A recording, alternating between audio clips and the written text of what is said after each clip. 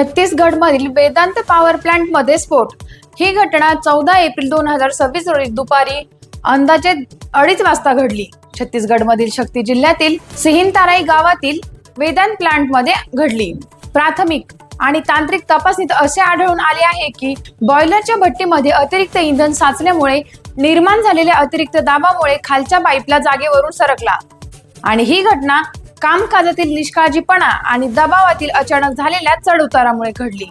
मृतांच्या संख्येबद्दल अधिकृत माहितीनुसार 20 जणांचा जागीच मृत्यू झाल्याची पुष्टी झाली आहे, तर 36 कामगार जखमी झाले असून त्यापैकी काही जण गंभीररित्या भाजले गेले आहेत। योग्य देखभाल आणि सुरक्षा मानके राखण्यात अयशस्वी ठरल्याबद्दल वेदांता आणि कंत्राटदार NTPC GE power services limited यांच्या विरुद्ध FIR दाखल करण्यात आली आहे। कामगारांनी बॉयलर मधून येणाऱ्या धुळीबद्दल आधी दिलेल्या इशाऱ्यांकडे दुर्लक्ष केल्याचे सांगितले जाते आणि मृतांमध्ये विविध राज्यातील अनेक मजुरांचा समावेश असल्याचाही अहवाल आहे।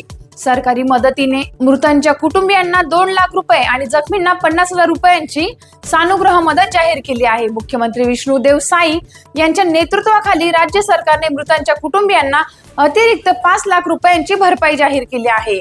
यावर कंपनीची प्रतिक्रिया अशी आहे, वेदांता लिमिटेडने या अधिकाऱ्यांसोबत जवळून काम करत असून त्यांचे कंत्राटदार NGSL यांच्यासोबत या घटनेची कसून चौकशी करत आहोत। या घटनेमुळे वीज प्रकल्पातील देखभालीतील गंभीर त्रुटी उघडकीस आल्या आहेत आणि औद्योगिक सुरक्षा नियमांबद्दल व्यापक निषेध व चिंता व्यक्त केली जात आहे। अशाच घडामोडींसाठी पाहत रहा टाइम्स ऑफ महाराष्ट्र।